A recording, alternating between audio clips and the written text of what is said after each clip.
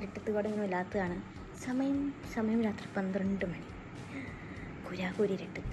പെട്ടെന്നാണ് ഒരു പുഡിംഗ് ഉണ്ടാക്കാനുള്ള ഐഡിയ വന്നത്. അപ്പോൾ നമ്മൾ ആദ്യം ഒരു പാൻ എടുത്ത് അടുപ്പത്തോട്ട് വയ്ക്കുക. എന്നിട്ട് നമ്മൾ കുറച്ച് ഷുഗർ ഇട്ട് കാരമലൈസ് ചെയ്യുക. യെസ്, നമ്മൾ ഉണ്ടാക്കാൻ പോകുന്നതാണ് കാരമൽ പുഡിംഗ്. ഞാൻ ഷുഗറിലോട്ട് കുറച്ച് വെള്ളം കൂടെ ആഡ് ചെയ്യുന്നുണ്ട്. എന്തിനാണെന്ന് ചോദിച്ചാൽ എനിക്കറിഞ്ഞൂടാ.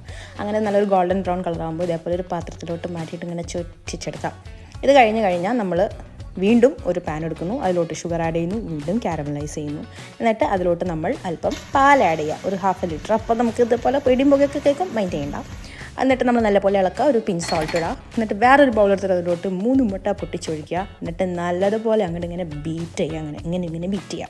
ഇത് കഴിഞ്ഞിട്ട് കുറച്ച് വാനില എസൻസ് ഒഴിക്കുക. എന്നിട്ട് ഈ മിക്സ് നമ്മൾ നേരത്തെ സെറ്റ് ചെയ്ത ബൗളിലോട്ട് മാറ്റി ഓവനിൽ വയ്ക്കുക. പക്ഷേ ഇവിടെ ഒരു പ്രശ്നമുണ്ട്, എനിക്ക് ഈ സാധനം വർക്ക് ചെയ്യിക്കാനായിട്ട് അറിഞ്ഞുകൂടാ. 180 ഡിഗ്രി സെൽഷ്യസ് 40 to 45 മിനിറ്റ്സ്, അതാണ് കണക്ക്. ഇത് വാങ്ങിച്ചതിന് ശേഷം വർക്ക് ചെയ്ത് ശീലമില്ലാത്തത് കൊണ്ടാണ്. ഇതെങ്ങനെ വർക്ക് ചെയ്യിക്കും? ഇതെപ്പോഴും കിട്ടി 180 ഡിഗ്രി സെൽഷ്യസിൽ ഇതെങ്ങനെയാണ് സ്റ്റാർട്ടാക്കാം. ഈ 180 ഡിഗ്രി സെൽഷ്യസ് സംഭവം ഞാൻ അഡ്ജസ്റ്റ് വെച്ചിട്ടുണ്ട്. But I don't know how to set ആണ് 45 മിനിറ്റ്സ്.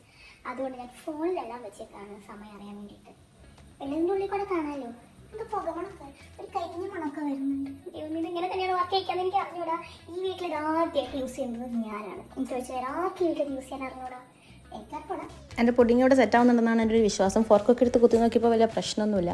അങ്ങനെ ഞാൻ റെഫ്രിജറേറ്റ് ചെയ്യാൻ വെച്ചു. എന്നിട്ടൊക്കെ പോയി കിടന്ന് ഉറങ്ങി കഴിഞ്ഞപ്പോൾ ഏകദേശം 1 മണിയായി. പിറ്റേ ദിവസം ഇതെടുത്ത് സൈഡൊക്കെ ഒന്ന് വിടിയിച്ച് നമ്മൾ പാത്രത്തിൽ ഇതിങ്ങനെ വെച്ച് ഇതങ്ങോട്ട് ഫ്ലിപ്പ് ചെയ്യണം. ഫ്ലിപ്പ് ചെയ്യുമ്പോൾ ഇതേപോലെ ചിലപ്പോൾ കുറച്ച് പോകും, സാരില്ല. വീഡിയോ ഓഫ് ചെയ്തിട്ട് ആരും കണ്ട് തുടച്ച് മാറ്റിയാൽ മതി.